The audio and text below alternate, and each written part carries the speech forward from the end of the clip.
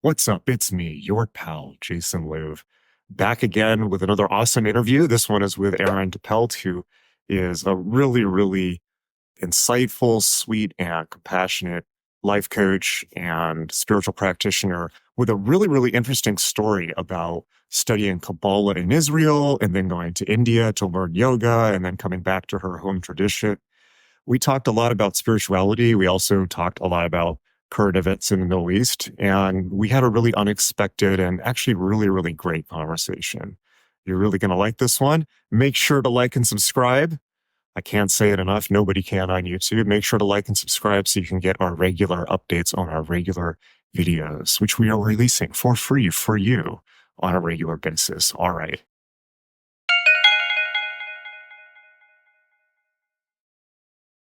Thank you for being on the show. So tell me more about your book and your practice, I guess I should call it. Yeah, it's really everything I share with the world is rooted in Eastern ritual and Western psychology. And I like to think of myself as somebody that can go deeply down into the woo, but also my background is clinical psychology. So if the logical side of the brain needs a little bit of science, a little bit of framework, a little bit of research, fine. I'm happy to share it in that trajectory as well. I spent my 20s living in Israel, India, across Asia and Europe. And it's really spent my 20s as a nomad, traveling around, immersing myself in these practices, living in a lot of diverse ashrams, sitting with a lot of authentic gurus, but also a lot of fake gurus. And I talk a lot about false gurus in the book. How do you distinguish authentic from fake gurus? I'm curious. I think if anybody claims that they can help you heal your second chakra with their dick, that they're probably not a authentic guru. Yeah, I'm hoping this is just a joke, but I know it's not. It is. It's all of chapter 2. Oh, God. So, okay. Yeah. And you know what? Whenever I travel, I meet so many women who like fall prey to this exact conversation where you think you're with an authentic healer, because I love having mentors. I love having guides who know, quote unquote, more than me, but we're living in a time where it's important to not outsource your inner wisdom. I like that. So, yeah. We have the internet now. It's kind of like, that might have worked in the days of Osho, but I love the fact that you bring clinical psychology to it also, because I assume that's a pretty good bullshit filter. You know, the best bullshit filter is just like your own inner wisdom, your own gut check, like knowing if you feel, because sometimes we'll experience anxiety and we think that this is just growing in some way. And there's a healthy amount of anxiety to feel when you're diving into new spiritual themes or practices, or you're taking yourself outside of your comfort zone. You always want a healthy dose of that. But then when your inner alignment is screaming at you to get out or to leave or to shift or to move or to break up or to quit or anything like that, you owe it to yourself to listen to that as well. How would you distinguish a good guru of the ones that you met? What do you consider somebody, or a spiritual guide? Let's say a guru is a pretty loaded word. As his teacher, as his heal. Well, teacher not so much, but healer. I find that anyone who claims they can heal other people is questionable. I think the best educators out there are the ones that throw the question back to you, right? Because when I think about who I like to study with, I love to work with people that are going to refer to ancient texts, metaphors, mythology, provide a story to help me think about the obstacle and to provide insight. And maybe they also add in their own perspective as well. But at the end of the day, they are going to throw the question in a loving way back at you to answer it for yourself. But to provide facts, to provide another metaphor, to provide another story, to provide other case studies, to deal with the obstacle or whatever you're questioning, that's also the job of the mentor. Of all the places that you went, what would you say the most interesting or, the most impactful teachings that you took on those travels were? Or the worst also? We could do either one. Yeah, I think Israel demands growth. It is a place where once you land at Ben Gurion Airport, you can feel the energy of the land. You can just trust that wherever your feet touch the soil, there's such sacred ancient history everywhere you go. There's a reason that people go crazy once they get to Jerusalem. It's called Jerusalem syndrome for a reason. Think they are the Messiah. Please tell us about this, because this is endlessly hilarious. This is so hilarious to me. It's so hilarious. And also, who are we to say that they're not waking up to some ancient lineage that they were in a previous life, or maybe they needed the energy around them to feel activated. And I've heard of other people experiencing in Sedona, Arizona, or certain places throughout Africa. It's definitely something that has to do with the feeling. I can even tap into that in Florence, Italy. There's certain meccas around the world where you can connect to the energy, but nothing is like comparable to walking around Israel. And I've led a dozen plus trips throughout Israel. Wow. And I've had participants that were homeless. I've had participants that were, elite, whatever you want to call it, like many different hierarchies within the trips that I've led. And everybody has a really different understanding of what it means when you come back to the land. But leaders, and we just talk about people that once they get to the Kotel, the Western Wall, which is the remaining wall in Jerusalem of the Second Temple that still stands, and it's just a wall that protected the temple within. And the stories that you hear, like my friend who's a tour guide, he has a story, and I don't say this from a place of almost making fun of them. I believe that something in our psyche can waken up once you get to Jerusalem. But he had a participant that had to take his shoes off and like ran all over the area of the Kotel and then like ran into the woods, like had to go find God. And that's actually a common theme. I have another friend who's a tour guide who was walking around and met a woman who knew everything about her. That's another common theme. There's just such sacred wisdom in this space. But whenever I am there, I think there's so many people that just exactly how I shared it with you. Such a core theme of Judaism is to speak in questions. So whenever you have a question, you ask it, and then you're encouraged to question it more. You are encouraged in the religion to ask more questions. And I'll also add on, ultimately that led me to India. And I worked in the slums of Mumbai, and I studied with a lot of different yogic educators. And I studied Hinduism and Buddhism very deeply on a pretty in-depth level. And a lot of that really brought me back into, if God wanted me to be Hindu or if God wanted me to be Buddhist, then I would have been birthed into a family that supports that culture, that belief system. I'm really curious about this because I've never been to Israel. I really want to go, but I started off, I really, really, really want to go. I started off studying Kabbalah because of Western magic in my early 20s, but then I went into the Eastern trip. I've been to India a couple times. I've been to Mumbai. I've been to up in the mountains, Rajasthan and Northeast and Varanasi and Kathmandu and all over Goa. And I really, really, really did the heavy yoga guru trip in my 20s. And the thing that I loved about it was that it was the yoga system itself, which I feel can be taken out of the context of Hinduism even, but the steps of Raja Yoga and how kind of empirical and precise it was. But I'm really curious, at a certain level, it did feel like this isn't mine.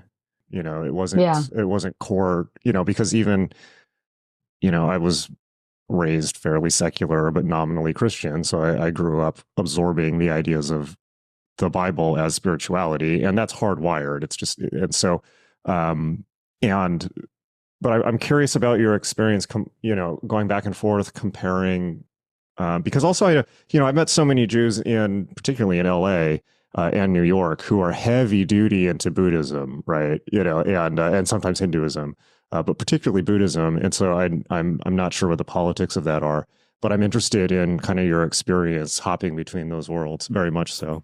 Because it's so similar. There's a term for it. It's called the Jubu. So it's the Jewish Buddhist. And in Buddhism, some of the core theme, and I educate on often, is the chakra system, the Eastern chakra system, which is a Sanskrit word for energetic wheel. And in Kabbalah, Jewish mysticism, it's sufriyot. So we have like the same exact codes and similar meaning. And people don't love to hear this, but religion is similar. Like whatever major religion you grew up in or partake in, maybe there's bigger themes of love, maybe there's bigger themes of guilt, maybe there's bigger themes and disagreements around what happens after this go around the sun. But for the most part, it's pretty similar. And there's a lot of peace in that. There's a lot of understanding in that. And I think Kabbalah is really interesting because especially in the world that we're operating in right now, talking about Judaism is like so controversial, and anti-Semitism is so deeply rooted and acceptable and celebrated in our widespread culture. But if you call it Kabbalah, it's trendy. If you call it Kabbalah, it's the red string and Madonna. But I've also heard of people who are just teaching Kabbalah who are getting attacked right now. So I'm unfortunately not quite so sure that that's still the case. Really? Yeah. Yeah. If you want to talk about that too, I'd love to. I mean, the topic of how do I put it? Spiritual bro anti-Semitism, just like, hey man, it's all love. Why can't we all just get along? But I hate Zionism. That type of thing I've been seeing endless amounts of that, and it's very disturbing. And that's one of the reasons why I've been trying to put a red line on that, at least on my end of the world, because it's so insidious. I applaud you deeply. There are people that are like not even touching the conversation. And I feel especially in the spiritual world, you have two options. One, you can opt out, like really. And I think people judge this, but you can move to a beach in Latin America, get off Instagram, get off Wi-Fi, live your life based on the sunrise, sunset, don't read the news. And I don't judge people that do that. Go do that if that's the lifestyle you're called for. However, if you are going to operate in this modern day world, the only other option is to properly educate yourself. And the way that I would educate myself is to have diverse friends. So have friends that actually know what's going on. Talk to people opposite your own conflict. I studied conflict mediation when I was at Columbia, and it was such a heated. Intense. It was very intense, extremely intense. It's such a pressure cooker to have a conversation like that at Columbia University. So how did that go? That sounds like that sounds very heated, and it sounds like not for practice potentially. How did that go, and when was that? This was in 2016, 2017. So, of course, every year there's always drama in the Middle East. So there's always something to explore. And you have to honor the lineage of these stories. I do have Palestinian friends where their families were heavily encouraged / kicked out of Israel. Those families also were told by Jordan or other Arab countries, don't worry, we're going to get back in there very soon. So just exit now, get out now. And of course, some of their stories are horrible, and I honor that for them. And also, if you are going to look at the mass exodus of all Jews leaving Europe or Iran or every other part of the whole entire world to go back to their indigenous land, to the only place in the whole entire world where they're quote unquote safe, there is cause for that. There is reason for that. And there were already Jews and Israelis on that land as well. Right. So to have that conversation at Columbia was incredibly difficult. It led me to visiting my Palestinian friend in Amman and like really seeing the refugee camps, the Palestinian refugee camps. And like, you need to sit with it. You need to be able to see it and then make informed decisions from there. And yeah, Israel has a right to exist. The media is sharing horrible, inaccurate claims around what's actually going on in Israel and Gaza. And I think oftentimes the feminist or liberal community, I feel so, how did it get to this? How did it go from supporting women in Iran to then not realizing that it's the same regime using Palestinians as chess pieces against Israel? Right. Well, I think you probably saw, I think yesterday or the day before, they kind of released some of the documents that Iran is absolutely funding some of these protests and the Squad in the U.S. and the NIAC and the Iranian foreign influence operations. It's pretty sinister and mind-boggling. Yeah. But I was going to ask you, when you were talking about that conflict mediation, when you were having those conversations, what were the biggest sticking points in those? Like, what were the unresolvable things that people could not get through? My program at Columbia, it's the Spirituality Mind Body Institute. So my peers are all healers and shaman and medicine men and women, like really spiritual, high level beings. And we got to a conversation where can you see opposite your own conflict? And I'll just give you an example. So often we talk about freedom in the US. And what is the role of government in freedom? So let's say, for example, you decide to live in a house and you do not want the government to tap your phones, right? Like you do not want the government involved in your life in any way at all. However, all of a sudden your city is under attack and there are missiles coming. Do you trust the government to come and save you? Is your government allowed to call you on the phone and tell you that missiles are coming? You need to go seek shelter. So we have these belief systems that we choose security over everything. We choose freedom over everything. But then you have to bring in real life situations to almost be able to see in a broader or a different way. Yeah. And it kind of evolved into a conversation like that. At the end of the day, when you're trying to see opposite your own conflict, it's to foster connection over other things. So can you, and there's a lot of peace building practices like this within Israel. It's like people think they know. My favorite example is SodaStream. SodaStream was an Israeli company that was in the West Bank, right? It was on the border of Israel and was this Scarlett Johansson's company, or she was the spokeswoman for it? I don't know. Was she? I think so. Maybe? Yeah, at one point. So it's just one other example of how people have no idea what they're talking about when it comes to Israel.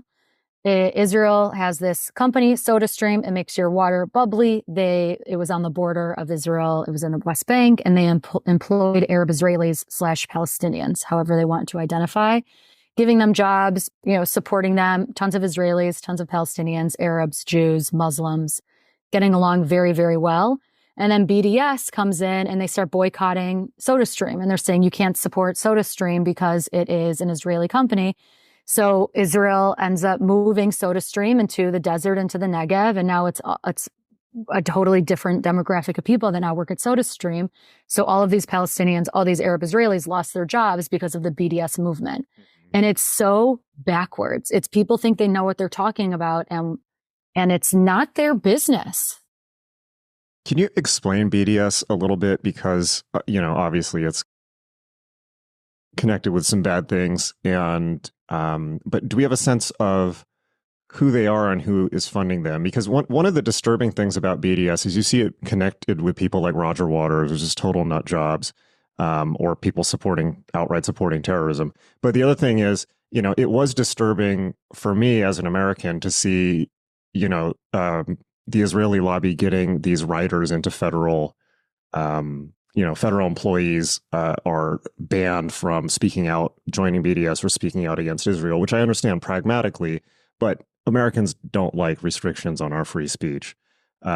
So maybe if you can explain a little bit about what BDS is and how people see it.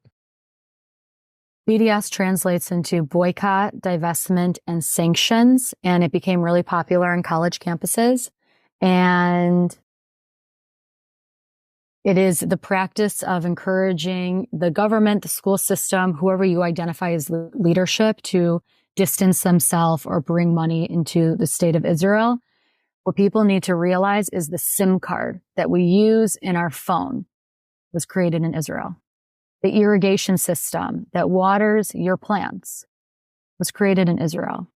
So if you don't want to go to the grocery store and eat your organic produce, that irrigation system is a product of the land. If you don't want to use your cell phone and you want to opt out, fine. Your SIM card is a product of the land. So it's another example of proper education in this conversation. And another way people... I get that, but first of all, what is BDS and who funds them? I don't know. Don't know. And why, I like, clearly they're, from what I've seen, they're linked to foreign influence operations. But my question was, what's the deal with speech codes and putting writers into contracts in the U.S. to restrict people from criticizing Israel? Because, like I said, I get it pragmatically, but that pretty much violates our First Amendment. Yeah, that's really interesting. I have not seen that. Yeah. Yeah, it's something that I think it's been going on for several years. They've been putting it into contracts for federal employees and state employees. But that said, now that we're seeing these, we're seeing people wave, Hezbollah flags, Taliban flags, harassing Jewish students, breaking shop windows. And it is very, very disturbingly reminiscent of the 1979 Iran revolution. And I think anybody who's halfway paying attention is really freaked out. So this is one of those, I guess this is one of those situations that you're talking about where now we're in a, there's ideals and then there's the real world. Anyways, I'm just kind of thinking out loud on that topic. These are pogroms. So this is exactly what happened in Germany before the Holocaust. And something that I talk about in the book is how I was living in a mostly silent ashram in Kerala in South India. And it was like the most intense experience, just like deeply studying yogic philosophy that was incredibly small. So just cabin fever, you're like not even getting steps in during the day. And one day when we were allowed to talk, I talked about my spiritual awakening, if you will. And it did happen when I was 17 in the desert in Israel. Wow. Okay. And one of my yogi peers, and then I kind of continued and said, I lead trips throughout Europe, Poland, so Auschwitz, Birkenau, Majdanek, and then to Israel. So I essentially lead these teen tours. This is what I was doing in my early 20s. I would lead a teen tour throughout the concentration camps and then bring them to Israel as if like, look at what we went through and now we have this land. And it's an incredible, and I was telling somebody about that. And one of my yogic peers told me that the Holocaust didn't happen. And I found that to be, yes. And when you're so deep in the yogic world, when you're meditating and doing yoga all day, when you are eating a sattvic diet, so not even garlic or onions, like you're eating the most purified yogic diet, quote unquote, that you can. And you are encouraged to not react. It takes true alignment and inner wisdom to speak up for yourself because you become a little like you allow yourself to just fit into that quote unquote spiritual box. So that was a huge wake up call for me that even in that moment to speak up for myself because it's inauthentic if I would have just stayed silent. I don't need to be a well-behaved yogi. I need to be able to sleep at night. I need to be able to be at peace with myself as well. So that has always been anti-Semitism, people denying the Holocaust, Israel's right to exist is a huge part of my spiritual journey. And thankfully, I'm properly educated on the conflict. And you mean confronting people who say that or experiencing people saying that in the spiritual world? Okay. So you've seen that a lot in the spiritual world? Oh, yeah, definitely. Especially even in Austin. Yeah. What have you seen? I mean, and how does it tend to manifest? And is this specific communities or is it kind of everywhere? Well, let's talk about Austin. Okay. Which I love, right? So I'm from Chicago. My husband and I lived in Austin the last 2 years. We're going back to nomad life. And the thing that I love most about Austin is so many of my friends are entrepreneurs, spiritual entrepreneurs. I found myself in a really close, amazing group of friends where they're all like dietitians and nutritionists, which is so important to me to be surrounded by people that eat well.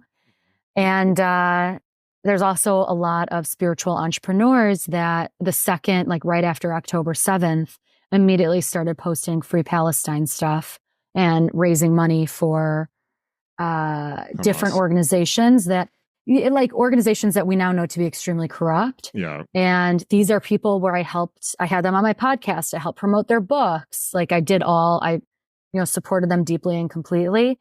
And and this is the place that I'm a projector human design, so I need to be invited in. And I did honor myself and message a couple people and say, hey, what you're posting is complete propaganda, fake news. If you want to have a conversation about it, I'm open to it. No one obviously took me up on that, but I think it really showed me who I want to surround myself with and who I don't.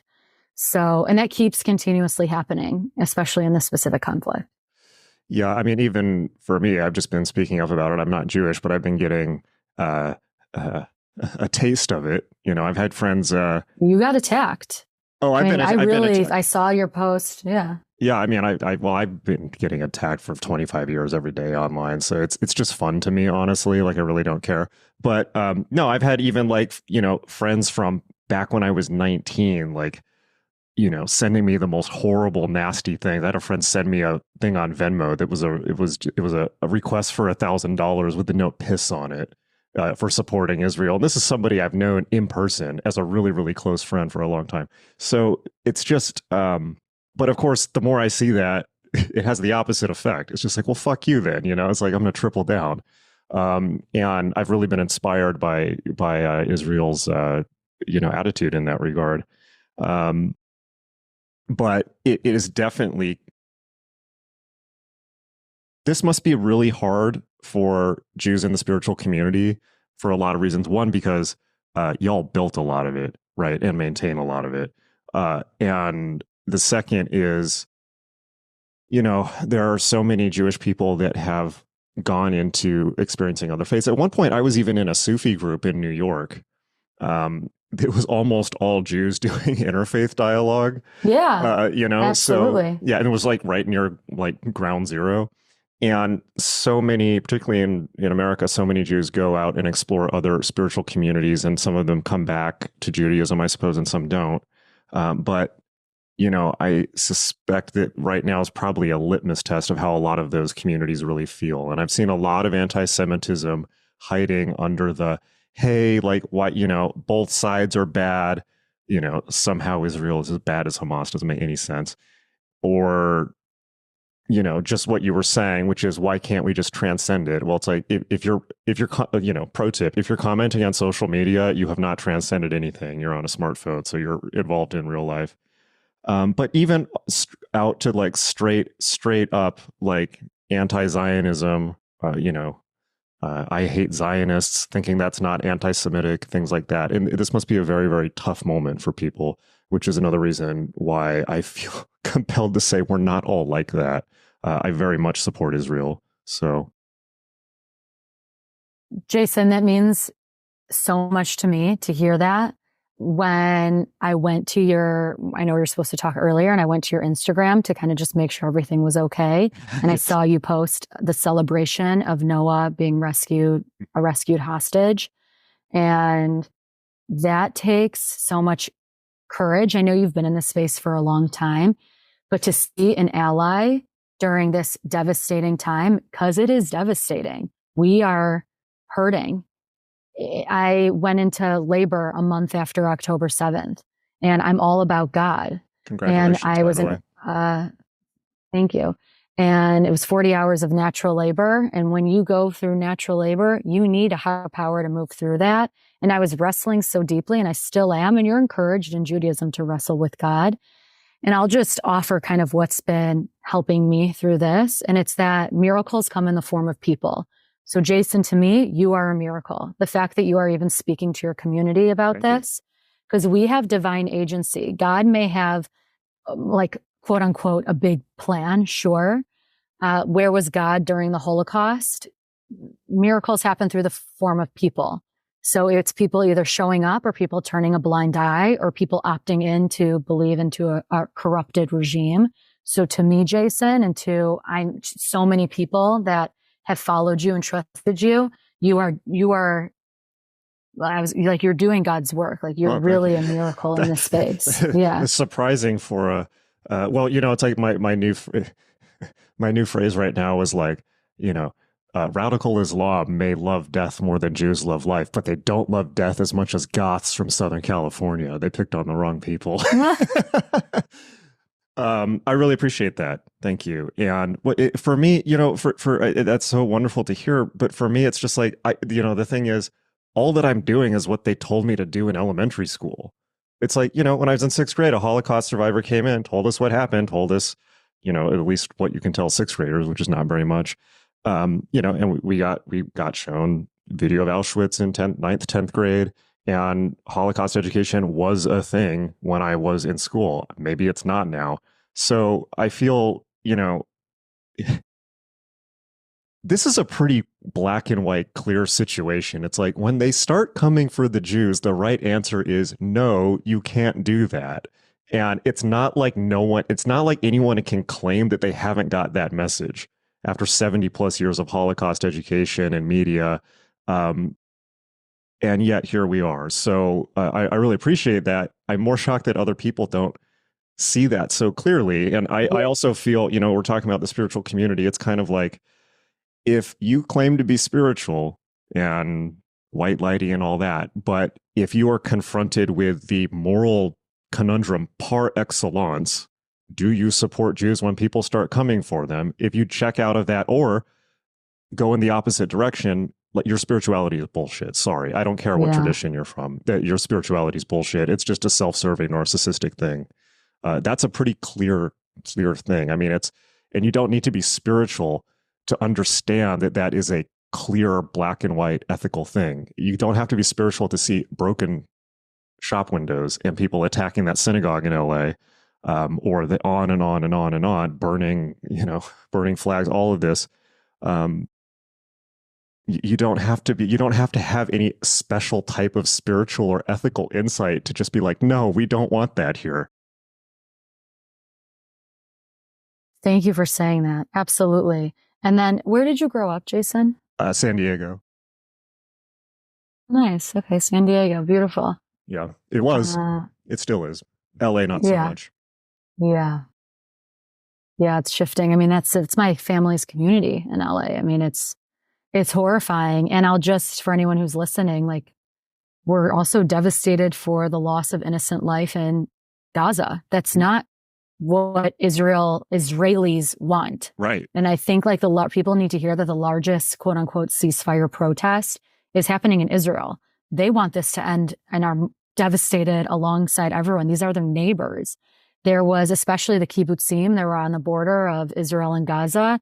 That was their friends. Like, there was a lot of the relationships going on there. I'll share with you peace activists, super liberal peace activists, that look like my parents or something, that got, because, I was raised by peace activists. It's like, and yet they were kidnapped, they were taken or killed. Or, that's tortured, what people need to hear. These are, this is my good friend's kibbutz, These were family. The most liberal people, These were the people that were going into Gaza, taking people into their hospitals and providing humanitarian aid, but also just working together and human connection. And they're the ones that are currently kidnapped, currently being raped, and 8 or 9 months pregnant right now. These are the ones that are going through, like, such extreme nightmare over and over and over again. And it's horrifying. It's a nightmare day in and day out. And then to go on social media and seeing people just misunderstand with their Instagram graphic education. It's so inappropriate. It's so of hell. It is. Yeah. So, and especially going into this as a new mom, when you're already exhausted and you're already questioning relationship to God and anyone who's had a newborn, it's the hardest time ever. And then to add on top that the whole world is against you. It's a death and a rebirth, but we're still in it. Really? Yeah. And I think people need to understand, the biggest thing that people need to understand, in my opinion, about this is the reality of how war has changed in the 21st century. I said in the last podcast, Gaza is obviously not a genocide. It is a tragedy. But it's urban warfare. Yeah, and absolutely. It will typify urban warfare in the 21st century. And I suspect that in previous and future conflicts that are like this, will not do nearly as well as the IDF is doing at preventing civilian casualties, despite the fact people don't want to hear that. The reality of urban war is you have Gaza, one of the most densely packed environments in the world, and you have these tunnel networks, and you have people who want Palestinian civilians to die, Hamas, for photo apps so that dumbass neo-Marxists in the West can share this shit on social media, and they can further delegitimize Israel. And the fact that they took Israel to the UN like practically the next day, it shows that they were gearing that up. They were just waiting. I mean, it's like this kind of pincher attack to delegitimize Israel for, to take down the West, to break the Abraham Accords, whatever it is. But I'm kind of with Douglas Murray on this, where he says every single one of those deaths is a tragedy, and every single one of them is on Hamas. They want those people to die.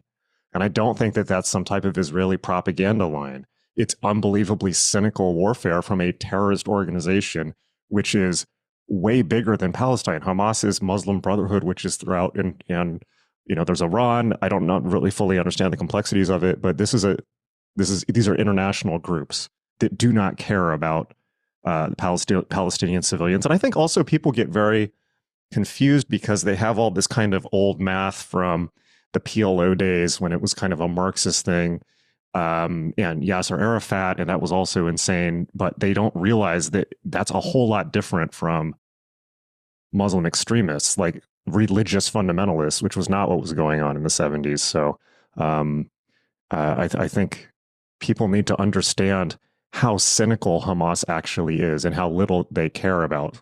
They care about civilian life infinitely less than in Israel. Now people saw, I don't know if you saw, they had that Hannibal directive thing where it's like, oh, Israel shot some of their own civilians, which now they're using as a conspiracy thing. Well, I think Israel shot 12 of their own civilians in order to prevent them being taken or something. It was something like that. But I look at that, I'm like, that just makes it more tragic. It just, having to make that type of call makes it even more heartbreaking for Israel. And nobody mentions that side by side, Hamas is like killing endless of their own civilians or putting them in the way of death every single day. They want civilians to die. So I think that's something people need to understand. Your lips to the masses, Jason. And on top of it, Hezbollah is heavily missiling the north of Israel. The north of Israel is up in flames. What's happening with that, by the way? They hit a car yesterday that was two parents. They're leaving 3 kids behind. They were killed immediately on impact of the missile hitting their car. It is, and I don't know if people can relate to this, but when a life is lost in Israel, we all feel it. We all mourn it. We're all so devastated. It ruins the day every single day. And that's not to say that when a life in Gaza is taken as well, it is also extremely devastating and so upsetting. And also when the Gaza Health Ministry tells us the numbers, that is Hamas. So it's not a factual, accurate number. Right. On top of that, when this Gaza Health Ministry says that 200 civilians were harmed in the mission that rescued Noah, you're not a civilian if you're holding a hostage. Right. If Have you considered not taking hostages? Yeah. And then they're saying journalists were there. Then that like one of the people holding her turned out to be an Al Jazeera journalist. Yes. And I was just reading Thomas Friedman in the 80s, and he's talking about even in the 80s, way before this, about terrorists using Red Cross vans to transport weaponry and people.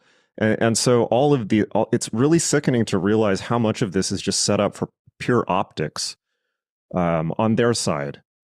And it's like, Israel, as far as I can tell, is still counting and trying to figure out what happened on October 7th. Yet suddenly Hamas knows immediately, 40,000, 50,000 people have died, and they're all women and children. Well, it's like, were they 17 children? Okay, were they 17-year-old terrorists? Because that's a lot of people in Hamas. Were they female terrorists? Because that's a lot of people in Hamas. I'm not saying civilians aren't being killed. They obviously are, and it's obviously tragic.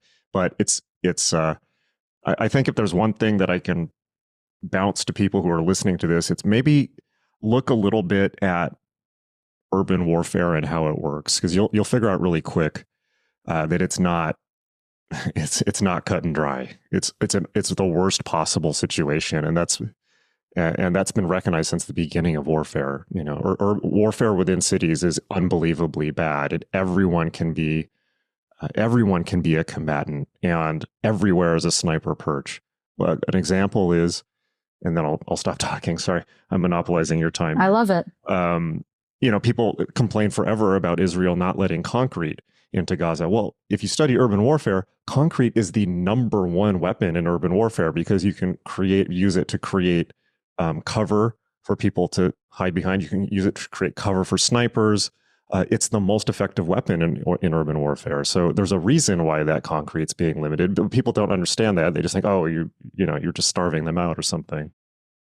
But they're not. Israel's still providing food. And then, like, when civilians try to get it, Hamas is killing them. So it is absolutely tragic. Like, nobody wanted this. However, when somebody starts a war with you and your people, and like, Israel has every single right to do everything they need to get their hostages back. And they're doing it in a way that is minimizing casualties as much as possible. And just because you started a war and you're not winning it, it doesn't give you a right to scream victim over and over and over and over again. And people need to realize Hamas, Hezbollah, this is ISIS.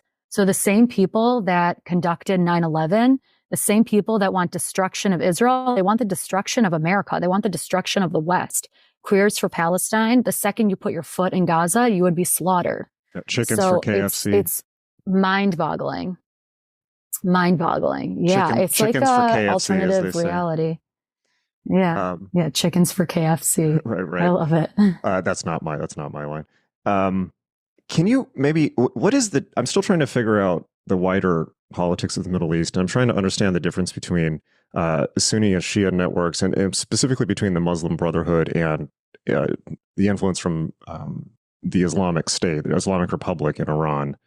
And because those seem to be competing groups, but they seem to collaborate on Hamas. And I don't know how much you know about that, but it's a big tangle of spiderweb to figure out. Absolutely. And people will generalize all of it. So this war is Israel and Gaza. People will throw in what's happening in the West Bank and in the north with Hezbollah as well. So in the West Bank, it's typically with the Palestinian Authority, which is a really corrupt organization monitored by IDF, by the Israeli Defense Force. And there has been so many peace talks about offering the West Bank and Gaza to create a Palestinian state. It has been to even ask the leaders to move forward in this is even hard to decipher because there are so many different leaders of different organizations and they're not all communicating with each other at any given time. But between the Oslo Accords and many other peace treaties, it has never been agreed to. And Israel has tried to create this over and over and over again. And I think so often people will talk about a one-state solution and this fantasy around a one-state solution. However, that Israelis will never feel safe. There will never be this element of safety if suicide bombings are still allowed, stabbings in restaurants are still allowed, which stabbings in restaurants, that's like a regular Tuesday, right? Wow. So John and I were there for someone just runs in and stabs. Yeah. What the? Yes. Yeah. So even, I love how we're having this conversation. I've never really publicly talked about Israel in this way, in such a public way. And it feels important at this moment in time because thank you. I hope that I hope my audience trusts me, right? So if I'm going to have such a strong stance on a given topic, I hope that after years of being a student, a client, like in my sphere, that someone can maybe question their belief system a little bit and look into it and do their own research as well. Even when we were there a year ago for our baby moon, we traveled around Europe and we went into Israel because so much of our family is in Israel. So much of my life exists in Tel Aviv as it exists in Chicago, as it exists in Austin. My community, my family, my people, so on.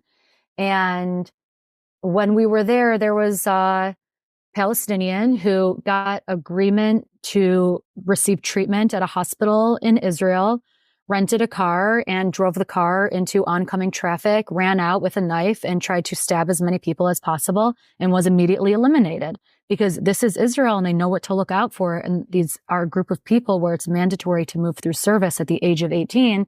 So it's not just regular people. It's people who are trained to be extra suspicious at all times. I mean, talk about a dysregulated nervous system.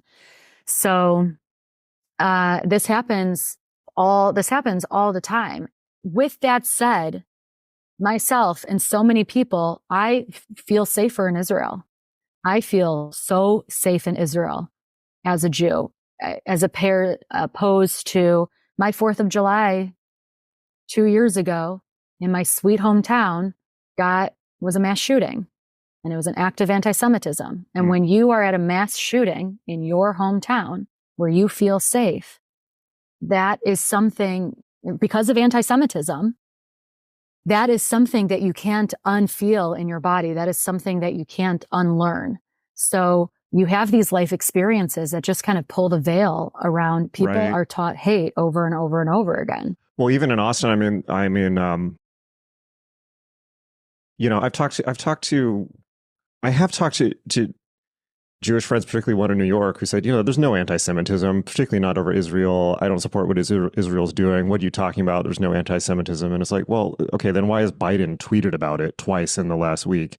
And even in Austin, there were neighborhoods who got, I saw a menorah get vandalized. Somebody put Nazi flyers everywhere on people's doorsteps. It's like, what are you talking about? There's no anti-Semitism. Have you looked at the news at least once in the last 9 months?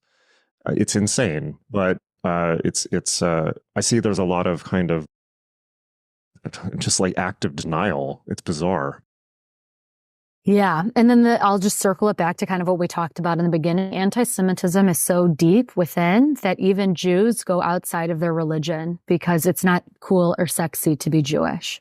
So that's, I think, a big reason as well that so many Jewish people will study other major religions. And it's just so deeply rooted in our culture. In my book, I share a lot of Eastern teachings, and I also infuse it with a lot of really powerful Kabbalah, Jewish mysticism practices, but also pretty mainstream Jewish practices like Hitbodedut, which is going out in nature and talking to God. And it's an incredible form of prayer and connection and alignment. And I just think these practices are so life-altering when you trust yourself, but also trusting the author to take you on that journey. Can you talk a little bit about the concept of Tikkun Olam, if that's how it's pronounced? Yeah, Tikkun Olam is making the world a better place. It is one of the core themes of Judaism. In Hinduism and Buddhism, it might translate into karma yoga, which can be understood as just like cleaning up the area around you. Tikkun Olam is always to leave the world behind in a better way than you met it. That can look like planting trees around the world. So that's not going to necessarily support you in the next couple of generations, but it could support the future generation. Another core theme is Lador Vador. So from generation to generation, it's why story is such a sacred theme in Judaism. It's why questioning is such a sacred theme in Judaism. There's some religions where you're not encouraged to ask. And in Judaism, you're always encouraged to ask. You're encouraged to, right? The saying goes, there's two people arguing and there's three different arguments, right? So there's multiple different ways to move into the topic. Yeah. One point that I have been struggling to articulate to the quote unquote spiritual community is, motherfuckers, who do you think maintains this? It's like, Jewish people run a lot of the spiritual publishing houses. Most of the Buddhist teachers in America are Jewish. Ram Dass is Jewish, was Jewish. Jews have spent so much time going into these communities and also building up and protecting vulnerable communities and maintaining the communities we're moving in. It's like, what do you think is going to happen if you alienate people like this? What do you think is going to happen? And people need the most basic point, like, guys, they killed us too in the Holocaust. They killed Freemasons, they killed occultists, they killed anyone who did not, was not basically just a full-on Hitlerist. Gypsies, homosexuals, yeah. Yeah. And in this, that people talk, and the other thing is, I don't know how they do this, if they do this much anymore, but when I was growing up and when we were growing up, like witches used to talk about the burning times and my Inquisition. It's like, are you aware of what that was? That started with Jewish people. It wasn't witches first. That was later. And so people are just unbelievably short-sighted and blind, and I suppose just reacting to things on social media. I understand that nobody wants to see dead kids. Nobody does. And at the same time, I'm telling people, you have to zoom out. You have to look at the big picture here. There's a lot going on. So thank you for saying that. There is a lot going on. I think you're like, when it comes to Jews controlling things, especially the media, why would we do this to ourselves, right? Yeah. Right? Yeah, you can totally see, given the last 9 months, you can see that's totally true. That's sarcasm, obviously. Right. Yeah, and people still believe this. Jews control the weather. Like, are you kidding? Why would we? Space. I do have a question though. If I continue promoting Israel, will they give me? No one has sent me any Zionist show money, but I do hope that if I keep this up enough, I'll get the keys to the Jewish space lasers. I'm really holding out for that.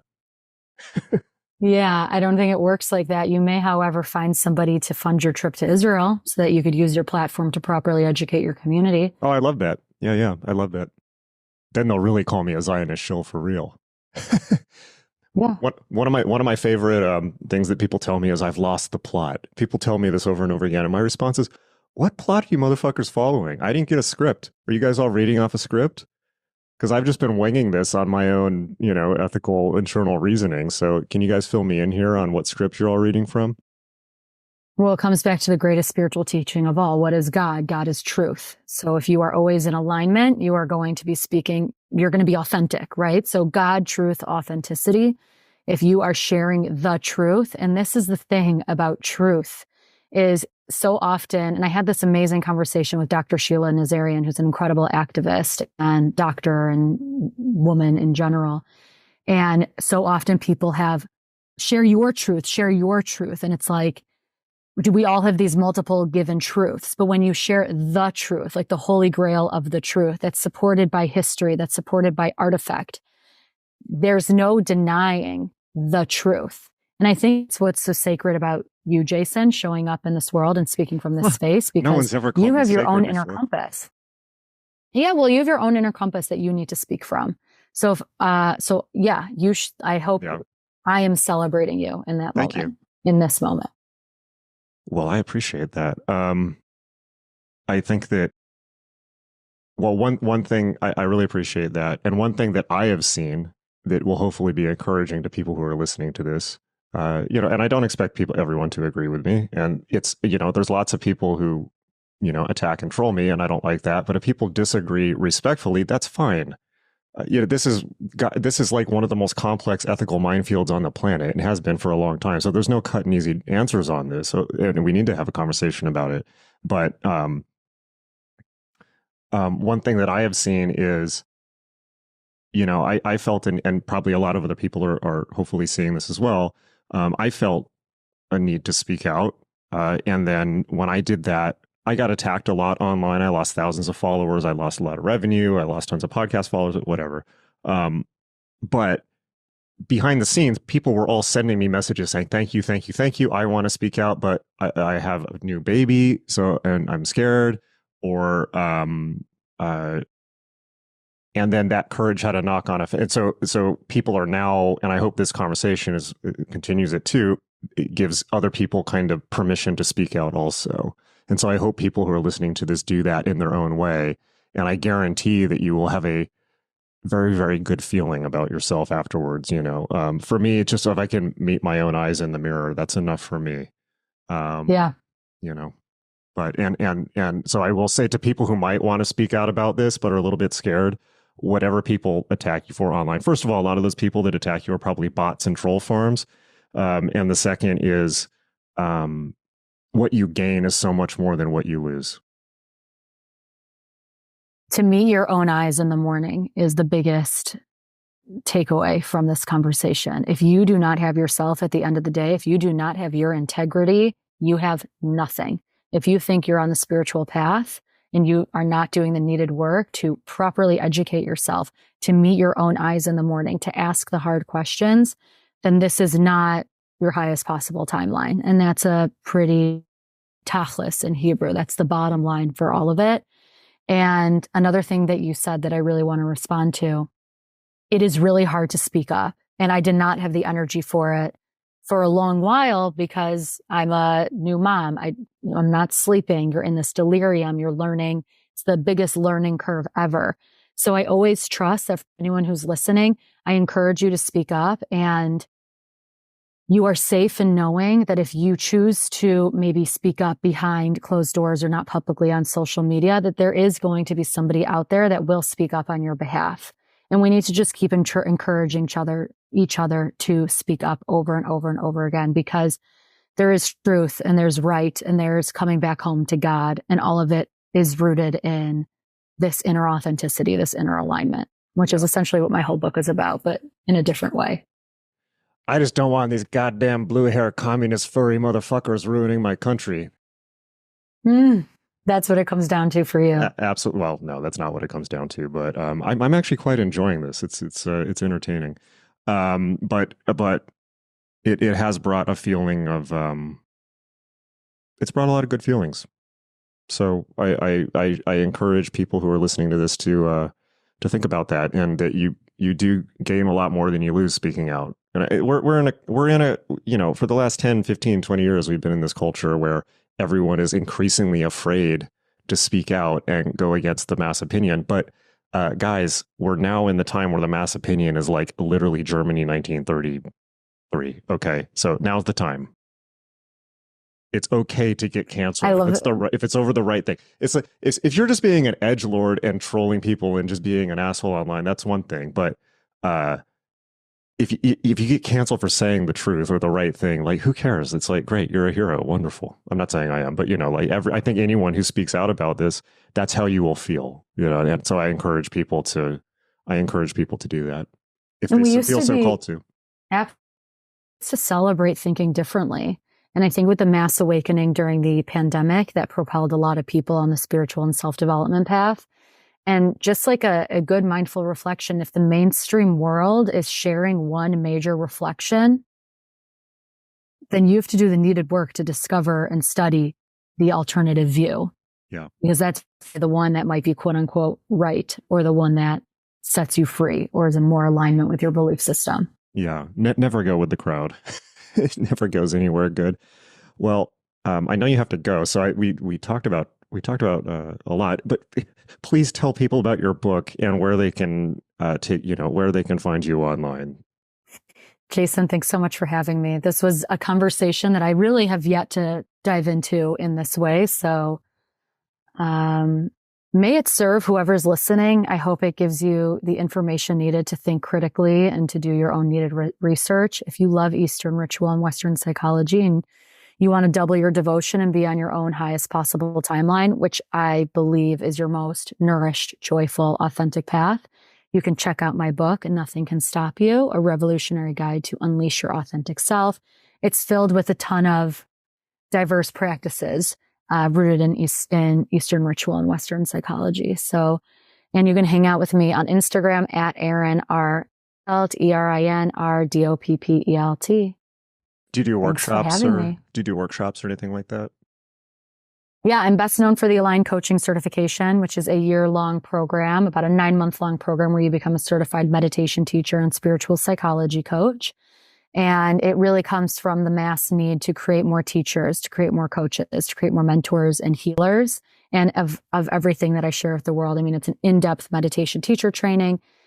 Term 2 is all about the Eastern chakra system. It's marriage to Western psychology. Term 3 is high-level frameworks to bring into the coaching space. And 4 is business and clinical immersion.